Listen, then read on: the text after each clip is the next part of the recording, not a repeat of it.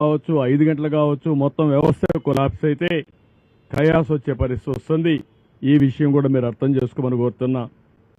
రాష్ట్రంలో ఉండే ప్రతి ఒక్కరికి విజ్ఞప్తి చేస్తున్నా.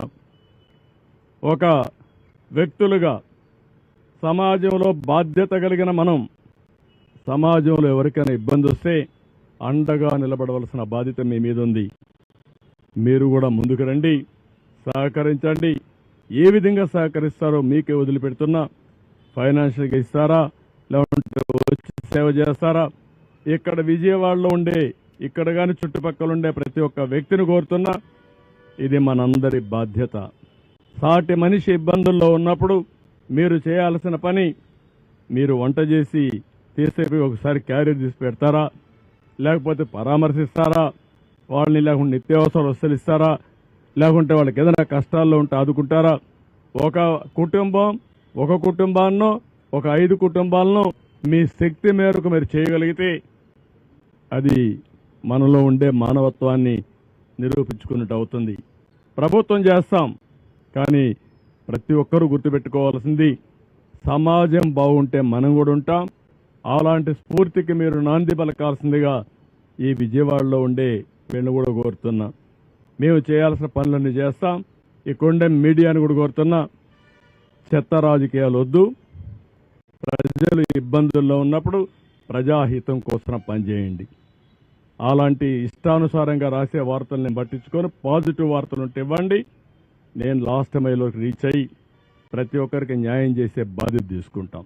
Thank you. ఏమైనా క్వశ్చన్స్ కూడా చెప్పండి. ఆల్ మెడిసిన్స్ అన్ని పెట్టాం, ఒక ప్యాకెట్ పంపించాం. హెల్త్ అని ఎప్పటికప్పుడు అలర్ట్ చేస్తున్నాం. రాష్ట్రంలో ఉండే ట్యాంకర్లను తెప్పిస్తున్నాం. క్లీన్ అయిన ఏరియా అంతా కూడా క్లీనప్ చేస్తున్నాం. మొత్తం ఏమేం చేయాలనో ఇలాంటి ప్రత్యేకమైన పరిస్థితులు అన్నీ చేస్తాం.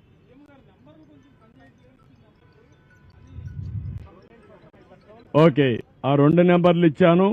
ఒకవేళ అవసరమైతే ఇంకొక నెంబర్ కూడా ఇస్తాను. నేను వేరే కంట్రోల్ రూమ్ పెడతాం. మొత్తం వ్యవస్థ పెరాలసిస్ వచ్చింది. 5 సంవత్సరాలు పనిచేయడం మానేశారు.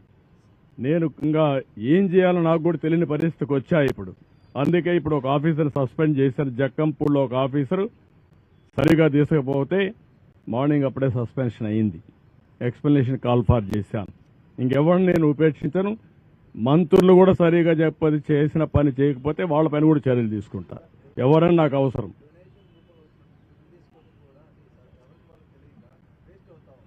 అంటే నేనేమంటానంటే మనకుండే రిసోర్స్ అన్ని సద్వినియోగం చేసుకోవాలి. కాస్తో కోస్తో వేస్ట్ అయినా మేమేం చేసామంటే అందరికీ రీచ్ కావాలనే ఉద్దేశం చేశాం. వాళ్ళు రీచ్ కావాలంటే వాళ్ళకు ఇబ్బందులు ఉంటాయి. మేము ఒక స్ట్రక్చర్ కానీ సప్లై డిమాండ్ 2 కూడా చేయడం కోసం చేశాం. నో అని నేనేమంటాను, ఇవి ఇంత పెద్ద ఆర్గనైజేషన్లో అవన్నీ మనం చేయలేము. మేము మనుషుల యొక్క మీకు పేపర్కి ఇస్తాం, పలాని వ్యక్తి పలాని ప్రాంతంలో మా సచివాలయం ఇన్ఛార్జ్ సీనియర్ ఆఫీసర్ ఒక అతను ఉంటాడు. సచివాలయం సిబ్బందిని అంతా తీసుకున్నాం. అక్కడే వాలంటీర్స్ కూడా డబ్బులు పే చేస్తున్నాం. వాళ్ళు కూడా ఉపయోగించుకోమన్నాం. వీళ్ళందరినీ ఉపయోగించి అవసరమైతే ఒక 5-10 మంది బయట నుంచి తెచ్చుకోమన్నాం. వీళ్ళందరినీ పెట్టుకొని ప్రతి ఒక్కరికి ఇమ్మన్నాం.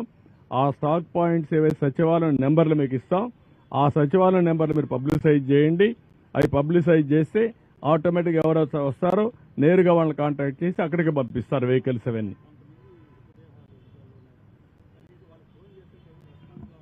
అదే నేను అనేది మానవతా దృక్పథంతో ఆలోచించమంటున్నాను. మన కుటుంబ సభ్యుడు ఒకడు చనిపోతే ఏ విధంగా ఫీల్ అవుతామో ఆ విధంగా అధికార యంత్రాంగం ఫీల్ కావాల్సిన అవసరం ఉంది. అధికార యంత్రాంగమే కాదు, సమాజం కూడా. సమాజంలో హితం అనేది మరి మనం చనిపోతే ఎవడు తీస్తాడు రేపు? ఆ ఆలోచన ప్రతి ఒక్కరికి రావాల్సిన అవసరం ఉంది. అందుకే చెప్తున్నా, చాలా గట్టిగా చెప్తున్నా. 1-2 కాదు, నేను చాలా చూశాను ఇవన్నీ.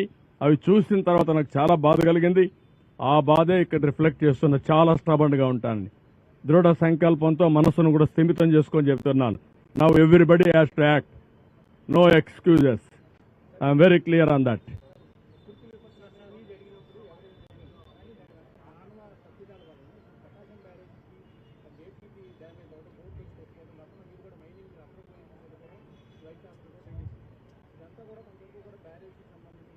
ఇప్పుడు నేనేమంటున్నానంటే మీరు అన్నట్టు కుట్రలు జరుగుతూనే ఉన్నాయి. ఇంత వర్షం పడితే ప్రజలు ఇంత ఇబ్బందుల్లో ఉంటే గుడ్ల వల్ల ఇష్యూ రేజ్ చేస్తారండి? బుద్ధి జ్ఞానం ఉందా మీకు? రాజకీయం ముసుగులో నేరస్తులు కాకపోతే ఏంటిది? అంటే మా అటెన్షన్ డైవర్ట్ చేసి ప్రజలకు ఇబ్బంది పెట్టాలని మీ ఆలోచన. ఇప్పుడు కూడా మీరు అన్నారు ఆ బోర్డ్స్ వచ్చాయి, ఎక్కడి నుంచి వచ్చా కూడా ఇన్వెస్టిగేషన్ చేస్తాం, ఎందుకు వచ్చా కూడా ఇన్వెస్టిగేషన్ చేస్తాం. అందులో కూడా ఎవరైనా ఉంటే మీరు అన్నట్టు ఆ బోట్లు వచ్చినప్పుడు కరెక్ట్గా అది కొట్టుకున్న ప్లేస్ చూశాను నేను.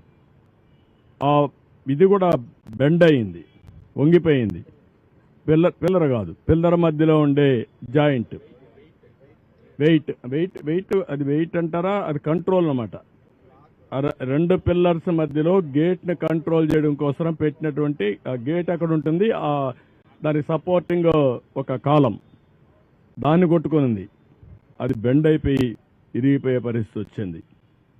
అంటే ఏంటిది? ఎప్పుడు చరిత్రలో జరగల, ఇలాంటివన్నీ జరుగుతున్నాయి. ఇప్పుడు అనుమానం రాని వారికి కూడా అనుమానం వచ్చే పరిస్థితి. ఎందుకు బాబాయిని చంపి నెక్స్ట్ డే నారాసురు రక్త చరిత్ర రాయగలిగిన వాళ్ళు ఇంక అనుమానం ఎందుకు రాదండి? Now I'm forced to suspect. ప్రతి ఒక్క ఈవెంట్ చూడండి, పాయిజన్ హాస్టల్స్లో ఏంటివన్నీ 1-4 సార్లు చెప్తున్నాను. ఇంక అందరిపైన నేను మా వాళ్ళపైన యాక్షన్ తీసుకుని, ఎందుకంటే ఎక్స్ట్రా కేర్ఫుల్గా ఉండవలసిన బాధ్యత అధికార యంత్రాంగం పైన ఉంది. ఒకటి జరగకుండా చూసుకోవాలి, ఇలాంటి దుర్మార్గుల నుంచి కాపాడుకుంటూ ముందుకు పోవాలి, విజిలెంట్గా ఉండాలి. అది కూడా పెట్టాను. ఇప్పుడు అది కూడా అవేర్నెస్ తీసుకొస్తాం. నేను ఎవరు తప్పు జరిగినా, ఏ క్వార్టర్లో తప్పు జరిగినా బాధ్యత మీదే గుర్తుపెట్టుకోండి. నిన్న మొన్న కొంతమంది ఆఫీసర్లు ఇక్కడికి పంపిస్తే సరిగా పనిచేయకుండా కొంత ఇది చేసే అది కూడా నా నోటీస్కి వచ్చింది. I'm very clear, we are all here. ప్రజాధనాన్ని మనకు శాలరీస్ ఇస్తున్నారు, public tax payers money, we are here to do job. అంతేగాని ఇంకొక మాట ఎవరైనా మాట్లాడితే మాత్రం చాలా సీరియస్గా ఉంటుంది.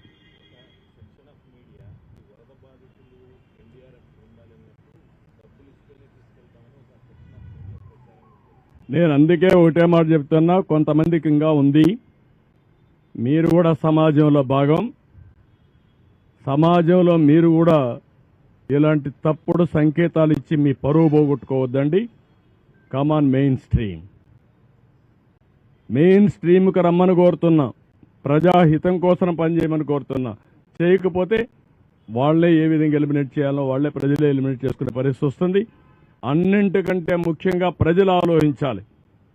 ఏంటంటే నిన్న వచ్చి 5 నిమిషాలు వచ్చి షో చేసి ఒక్క వ్యక్తికి ఒక పాకెట్ భోజనం ఇచ్చారండి, ఒక వ్యక్తిని పరామర్శించారండి, ఒక వ్యక్తిని సపోర్ట్ చేయడిగా చేశారండి. ఆ పేపర్ ఉంది, రాయొచ్చు కదా పాజిటివ్గా. ఏంటివన్నీ వికృతమైన చేష్టలు, పనికిరాని చేష్టలు. ఎవరు చేయరు ఇవన్నీ. అందుకే నేను చెప్పాను ఎస్కోబార్ అని. ఇదే మరి చేసేవాడు, ఏది చేసినా ఇదే మరిగా.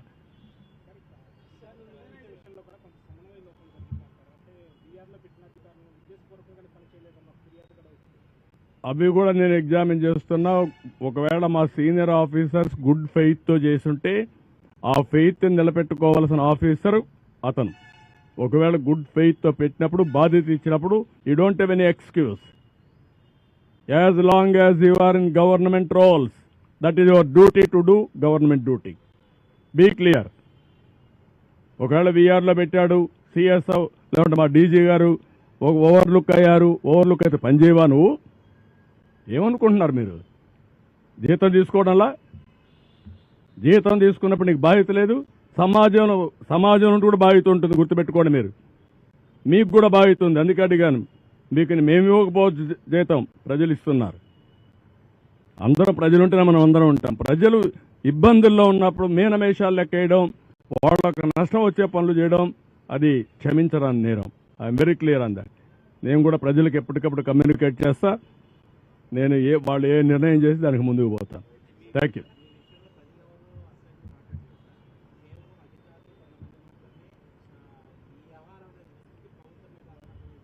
నేను అందుకే నిన్న ఒక మాట అడిగారు, మీ పరిపాలనలో కూడా ఇంకా ఏంటి ఇవన్నీ ఉన్నాయని అడిగారు.